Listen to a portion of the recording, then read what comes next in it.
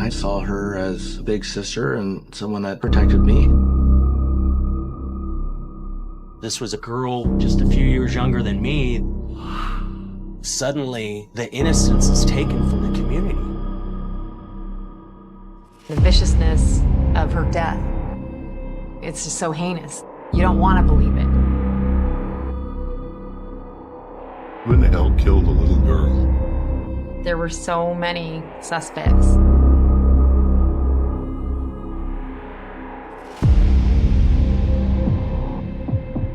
In Pleasanton, California, summer break is just a few weeks away. To avoid bullies, 14-year-old Tina Fales skips the school bus. She takes her usual neighborhood shortcut home. But this time, she never makes it.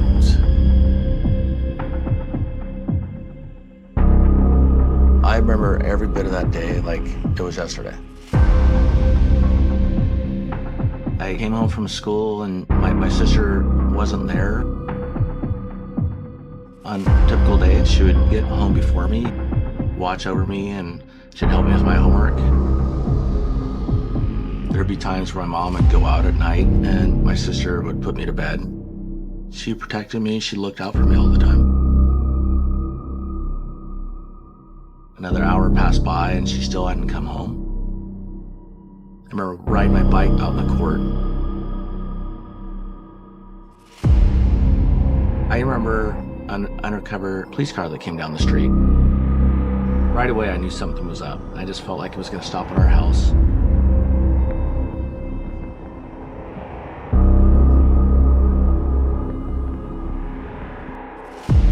I was scared. I didn't know what was going on.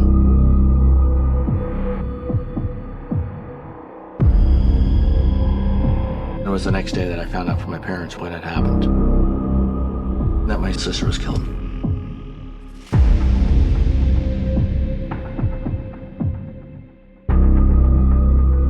A truck driver's driving through Pleasanton on the freeway, looked over to his right, and saw what he felt was a person in distress or possibly harmed.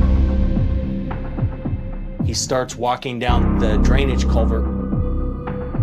He sees blood and realizes there's a dead body down in the creek.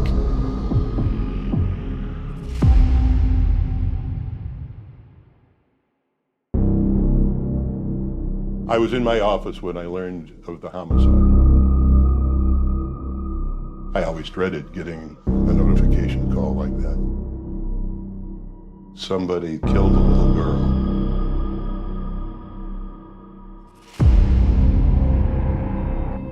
Nothing like that ever happened to such a young person in Pleasanton's history.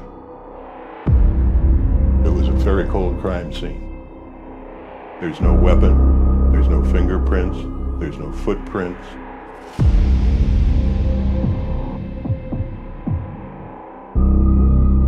Officers noticed a purse suspended in a tree above the body.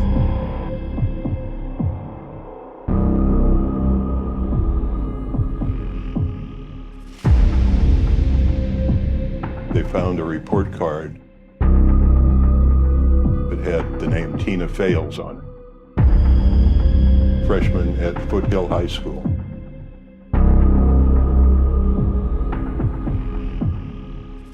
Tina had a lot of trauma done to her body in the attack. She was stabbed 44 times. The coroner determined the first 38 times she stabbed, she's still alive. Some of her wounds were up to 5 inches deep. Another thing that was noted by the coroner was that there was probably no hilt or guard on the knife because there was no marks or indentations on the body.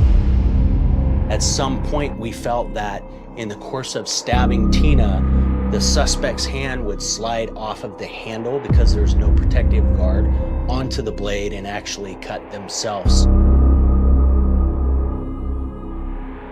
would make sense in my mind that someone of a psychopathic nature would be responsible for her death. It was just so vicious and so rageful. At the time of the murder, I'm 20 years old. I'm a member of the Pleasanton Police Department Explorer Post. I am asked to set up a grid search looking for the murder weapon. Here I'm walking through a field and I'm thinking about a girl just a few years younger than me that was stabbed to death. This is Pleasanton, where it's safe to leave your doors unlocked. It's safe to leave your windows open. And suddenly the innocence is kind of taken from the community. We weren't able to find the murder weapon. There was very little to go on, so we had to rely on talking to people. Who in the hell killed a little girl alone in front of a culvert?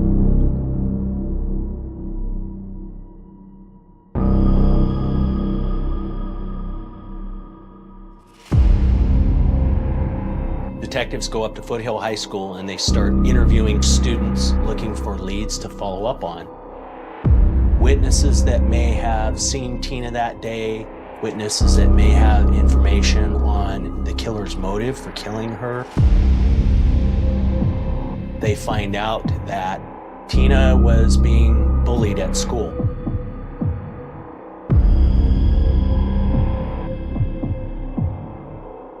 She used to ride the bus home, but several girls on the bus were picking on her. They were threatening to beat her up. Tina could no longer ride the bus. She had to go through the culvert.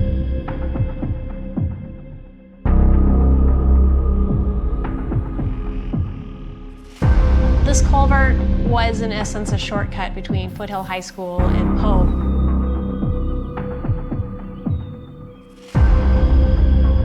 It was like a swamp. It felt spooky.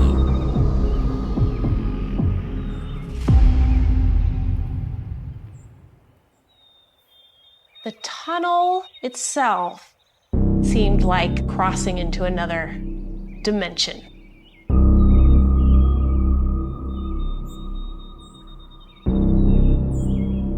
It was dark. Once you got halfway, you couldn't see anything. It was pitch black. You could hear the cars and the trucks on the freeway roaring overhead. You're isolated. You're all alone. If you were to scream for help, no one would be able to hear you.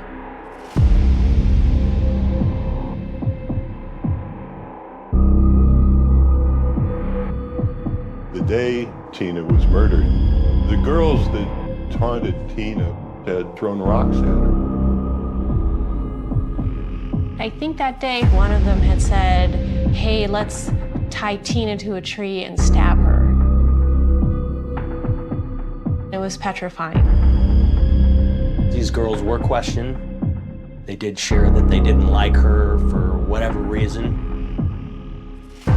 But that particular day, the girls were actually in detention, so it wasn't possible for them to have been involved in killing Tina. We're trying to identify witnesses that may lead us to the killer. Shortly before 3 p.m., 2 students were riding in a car. Steve Carlson and Todd Smith. Carlson remarked, "Look, there's Tina Fales," as she was headed toward the culvert.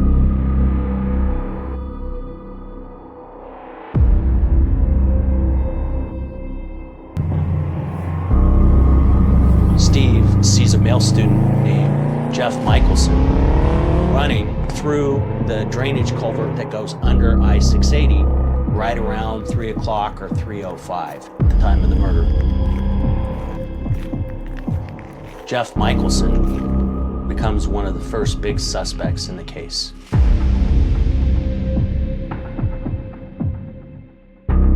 At the same time, while investigators at the school are speaking to students, There's another group of detectives that are at Tina's house speaking with her family.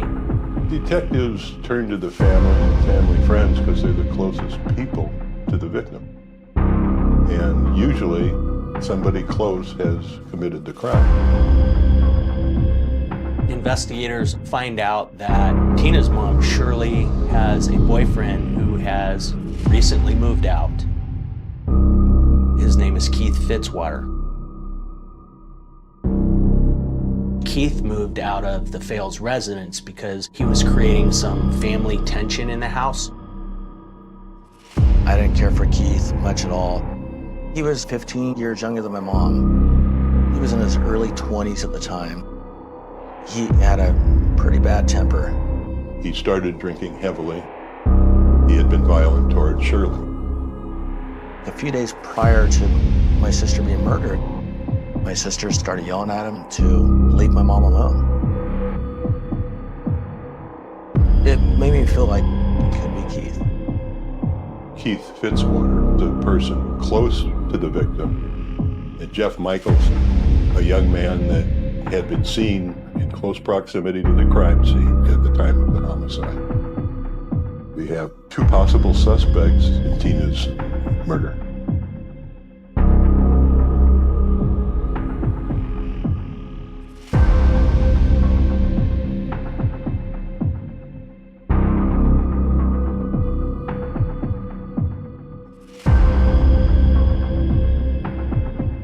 The young girl's murdered in a vicious attack. We have two possible suspects, Keith Fitzwater and Jeff Michelson. Which one of these guys is responsible for this killing?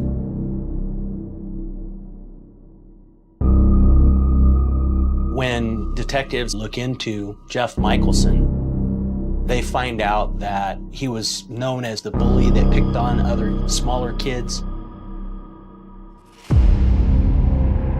According to eyewitnesses, on the day of Tina's murder, a kid named Steve Carlson was taken by Jeff and thrown into a dumpster. And they locked him in there for about 10 minutes before a teacher came and let him out. And then later, Steve Carlson sees Jeff in the general vicinity of the crime scene at the time of Tina's murder. One of the other things that detectives found is Jeff had several instances where he had approached girls and grabbed them or groped them. But the most interesting piece was Jeff carried a hunting-style knife in a sheath that he wore sometimes on his belt.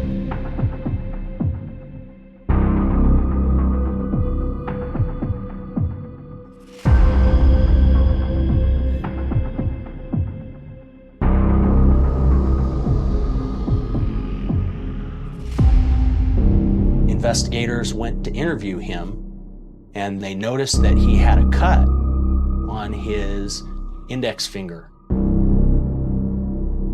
The reason the cut was significant was the possibility that the killer cut himself.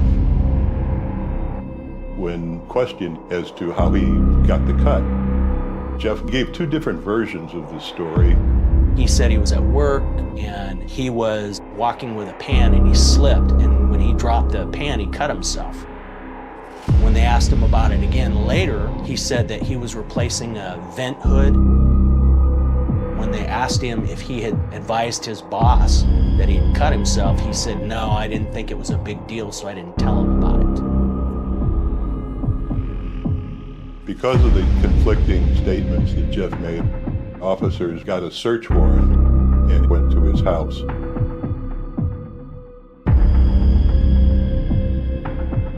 They found two hunting knives. The hunting knives were sent to the crime lab. They were examined for traces of blood.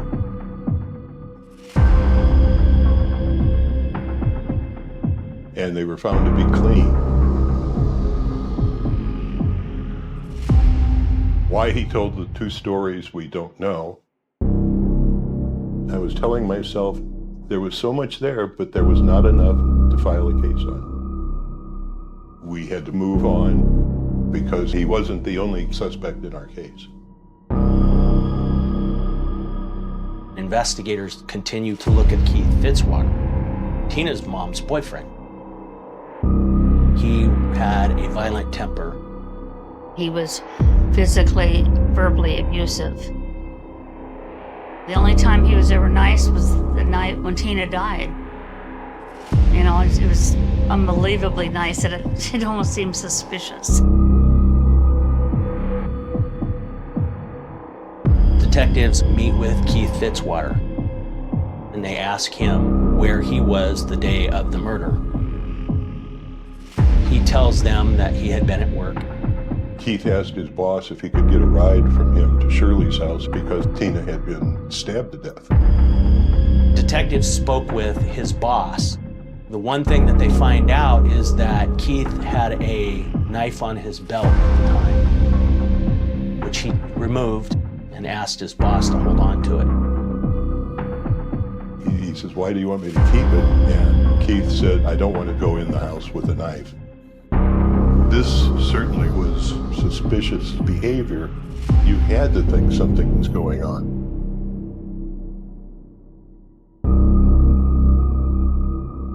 Somebody that killed a little girl is still at large. But we had a potential suspect. Keith Fitzwater. Hearing that Keith asked his boss to keep his knife piqued our interest. We retrieved the knife and sent it for analysis.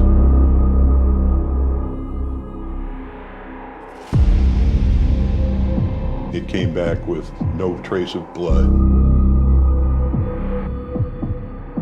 I don't know if Shirley ever thought he killed Tina, but I know that I did and other family members did. I always had that feeling, even many years later, I always felt like it could be Keith.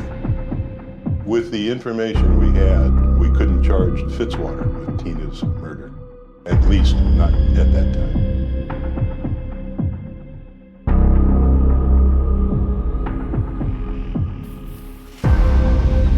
Three weeks after Tina's murder, investigators got what looked like a very good break in the case. A man by the name of Walter Nyman sexually assaulted a young woman in Felton, California. Walter was on a bridge, and a 17-year-old girl was walking home from school.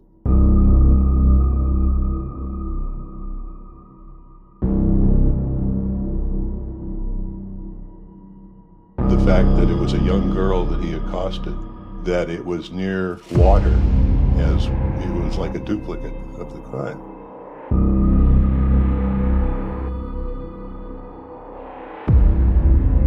She was able to flee and get away. Walter Nyman was arrested in Felton for attempted rape and assault.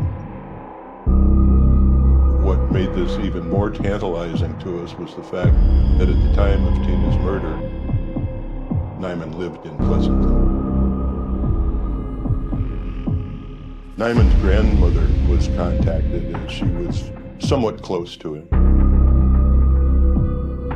When questioned about Tina's murder, she said, "Oh yes, April 5th. I remember the date very specifically, because that was the day that Walter showed up at my house." When he showed up at his grandmother's house, he seemed to be flustered and really kind of out of sort. On the day of Tina's murder, he told his grandmother that he wanted to get out of Pleasanton. It made him a very likely suspect in our case.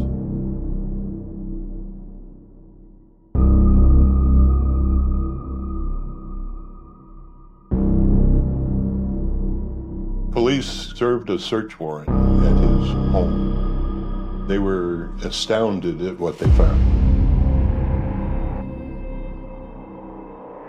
2 bloody knives and bloody clothing.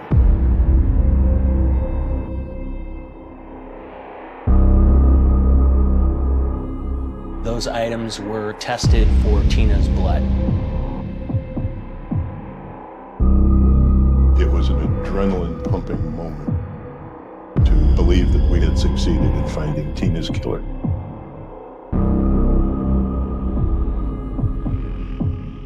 It was determined that the blood on the knives, as well as the clothing, was actually animal blood. Another disappointing outcome. He still could be the killer, but there wasn't enough to proceed on the investigation. It's very, very saddening and frustrating for an investigator. We had several suspects, but there was no evidence that would prove who was responsible for killing Tina. I didn't know why it happened to my sister. I was afraid of being killed next. I had a kid joke with me at one point saying he's one that killed my sister with a machete. I was just in shock. If I would hear things in my backyard, I would call the police.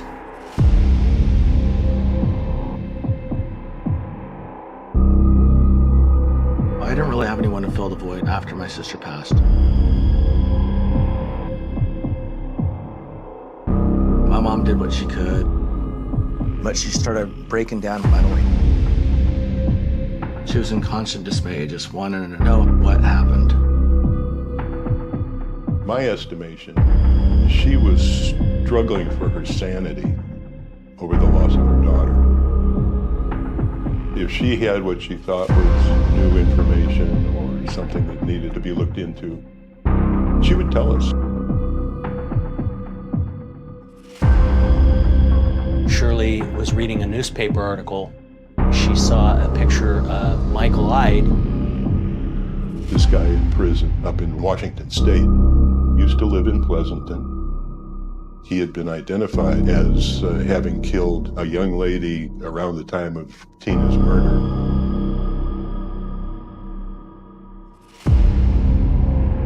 Shirley looked at the photo in the newspaper and went, "Oh my gosh, this guy looks really familiar." She believed that she had a photograph of herself and Michael Ide from an occasion where they had met at a barbecue. And she looks at it and says, "My gosh, dead ringer."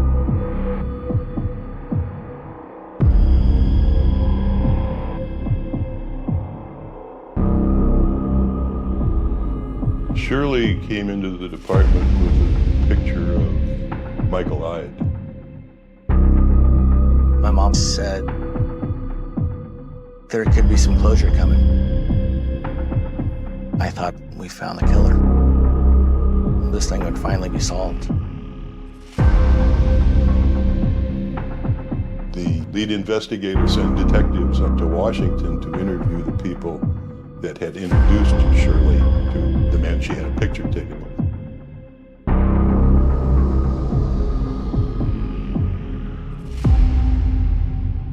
They said, "That's not Michael Ide." More disappointment stacked on top of disappointment. We had to move on again. I retired from the police force in January of 2000. When you've worked on something as long and as hard as the department did on that case, it is disappointing. Justice is supposed to prevail. The good guys win. The bad guys are supposed to lose. Leads run out, and the investigation shuts down.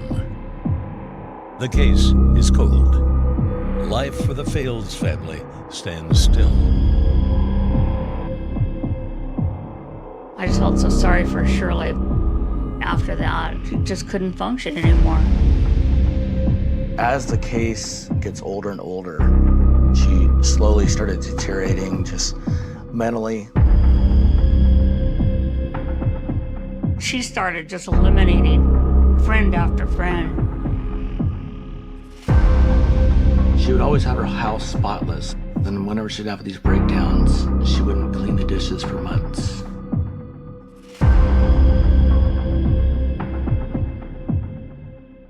I'm seeing her deteriorate, just go crazy right in front of me. I'd have to call the crisis unit around the time I was about 18 years old in order to get her put into mental hospitals. I would be so mad when I would think of whoever killed Tina. They didn't just take Tina from us. He took Shirley because she had no life after that.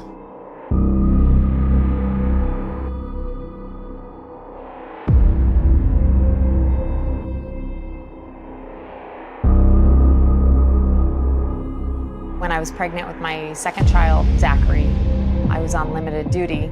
I have no suspect contact. As a pregnant police detective, you just have more time on your hands. So I wanted to look into the unsolved murders, and that's when I picked up Tina Fell's murder case. It was overwhelming, to say the least. 20,000 pages worth of statements and notes. One of the first things that I did was I viewed the crime scene photos. This scene was just horrific. What she went through the last moments of her life, it's unacceptable to me. In working with cold cases, the victims are never forgotten. I worked my whole life to prepare myself for a case such as this. People who get into law enforcement don't do it for the money. We do it to help people. I want to provide closure to Tina and to her family. I just knew that I had to find who had done this. Once I'm reading through the investigation, what really stood out to me was there were so many suspects that were close to Tina. However, what really stood out to me were the serial killings that were happening in the area at the time. In the 80s, there were 3 serial killers identified as murdering young girls in the Pleasanton area. One of them has to be the person responsible for Tina's death.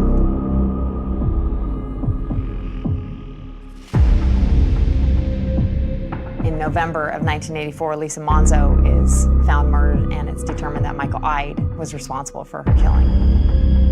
In December of 1983, Kelly Poppleton was found murdered. It's eventually found that Robert Rhodes is the killer. In 1989, James DeVeggio and his girlfriend Michelle Machad kidnapped Vanessa Sampson off the street in Pleasanton.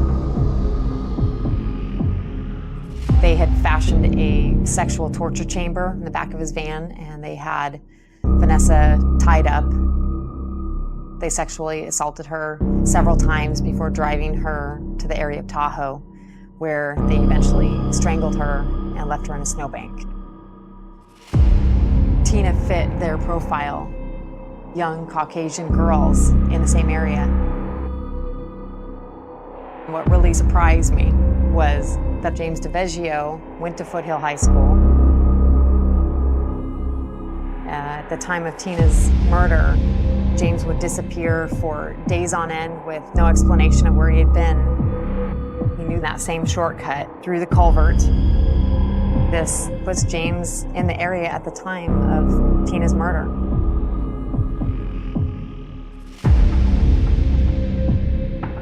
I wanted to go interview James DeVeggio in prison, but I just couldn't have that suspect contact due to the fact I was pregnant.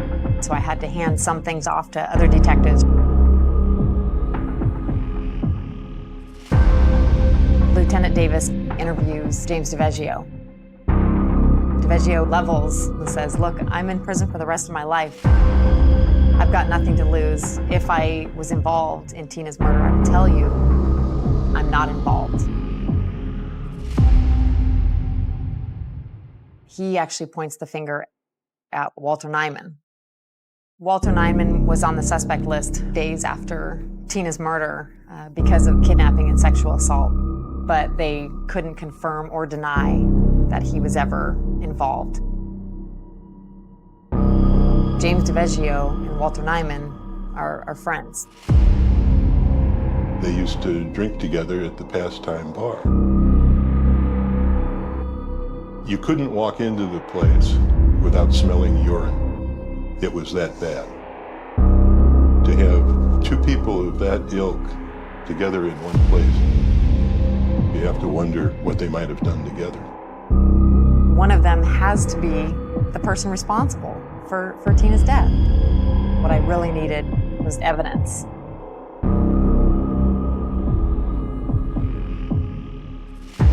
Where do we have the best chance of finding something that maybe was overlooked before? All you have to go on are these crime scene photographs. And that's how you recreate the scene in your mind.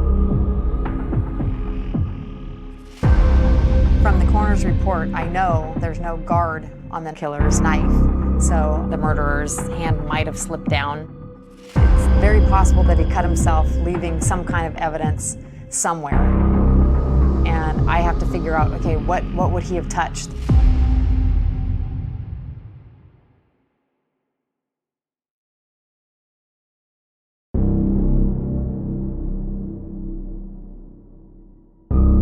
When I'm looking at the evidence photos, there is a purse hanging from the branches of a tree. Seeing the purse up in the tree just didn't make sense to me at all. I think Tina would try and hold on to her purse and possibly try and fight back with it, using it as a weapon. This was kind of an aha moment for me. It just really clicked that probably the last person to touch this purse was the suspect.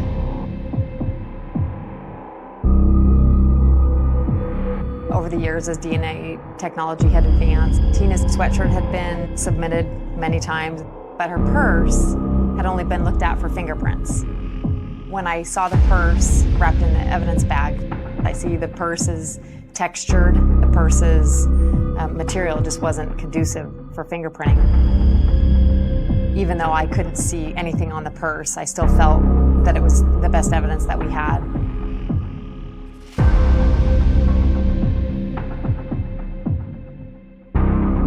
I handed it over through the chain of evidence to the FBI in Quantico, Virginia.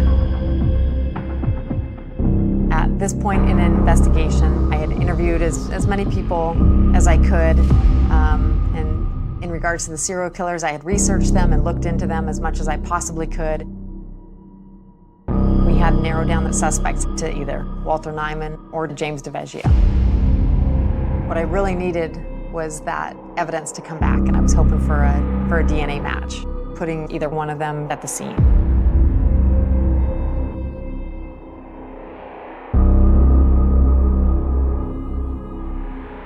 One day I get a work call, and it's the FBI. The FBI agent says to me, "Do you want to know who killed Tina Fales?" I can't believe I'm getting this call finally. Obviously, they have a hit. The FBI found 4 drops of the suspect's blood on the purse. This solidified the theory that had gone back for decades, that the murderer's hand had slid down on the knife, possibly cutting himself. At this point, I felt as confident as I could that the killer was James DiVeggio or Walter Nyman. I say, yeah, I want to know who. I wasn't ready for what I discovered.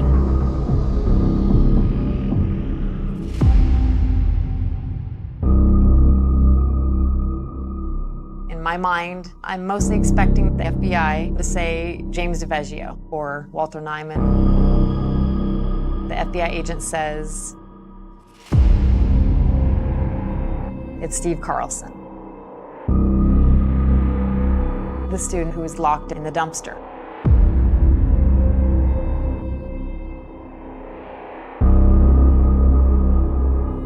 Later, after Tina's body was found, Steve was the first witness officers spoke with.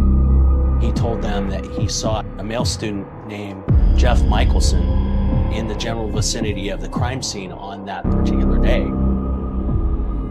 he was trying to push investigators toward another suspect. Steve was 16, Tina was 14. I just couldn't wrap my mind around the fact that a kid could kill a kid. It's just so heinous. You don't want to believe it. Okay, now we have the suspect. Let's go back, take a look at the evidence, and try to piece things together.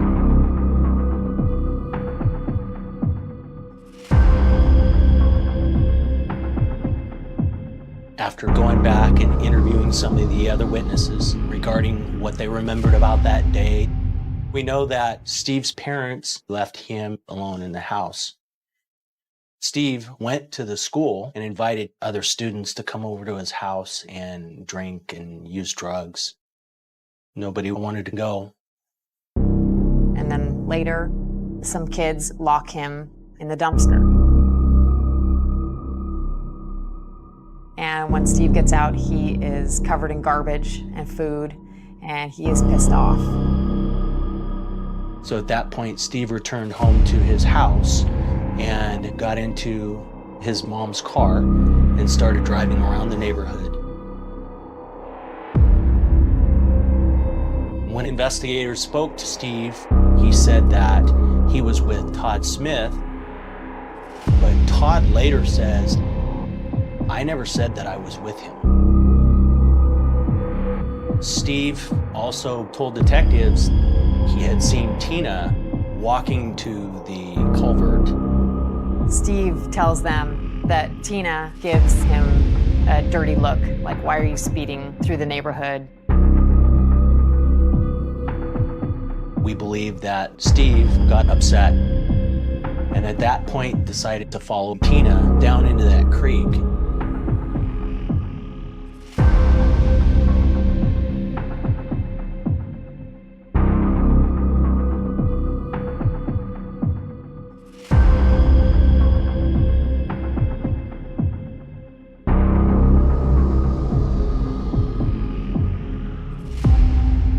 My gut was telling me that putting that purse into the tree was a deliberate act.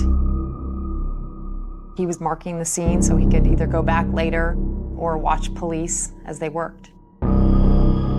Steve's residence had a clear view of the culvert where Tina was killed. According to eyewitnesses, after the body is discovered, Steve Carlson is seen on the roof of his home watching as police begin their investigation.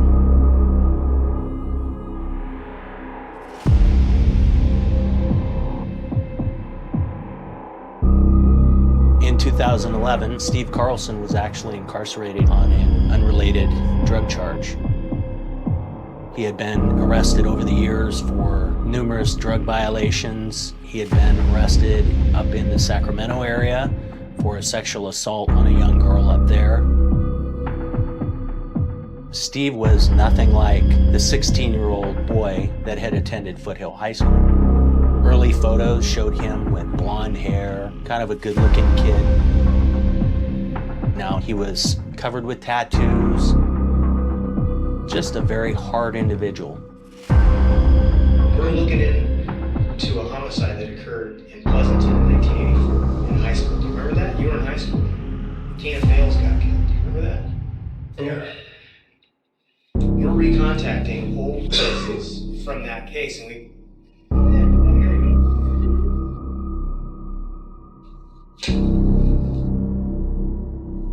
Steve became violently ill.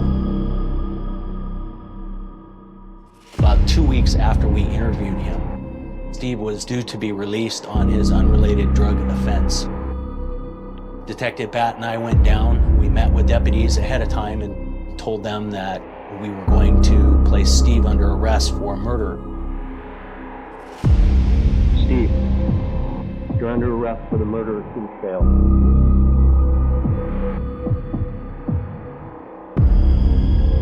In 1984, I was there looking for the murder weapon, and I got to put the handcuffs on him. That was such a special feeling.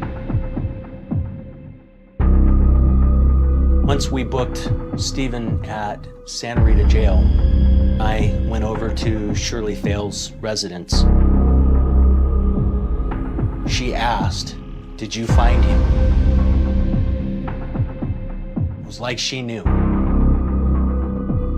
She agonized over Tina's death for 27 years. It affected her health. It affected her mental well-being. It certainly took a big portion of her life from her.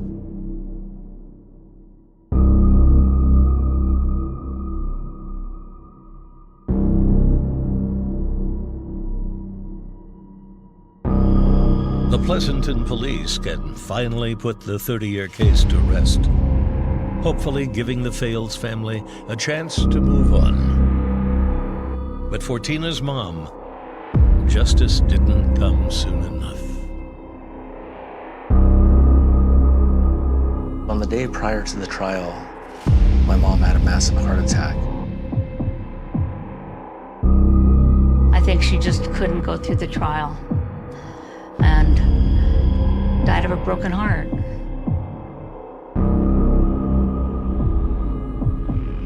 A year after my sister's murder, my mom wrote a poem. And she wrote the poem to my sister. And it's called I Had a Dream. I had a dream. I had a dream. It was a beautiful dream. It was a fantasy come true. Tina came home. We were all home again. They laughed and cried, and soon the teasing I missed began. But soon Tina had to leave. Someday, we'll all be together again. I miss the family I had, and I wish at that time I knew how lucky I was. But the dream ended long ago, and her last words were, "Bye, Mom."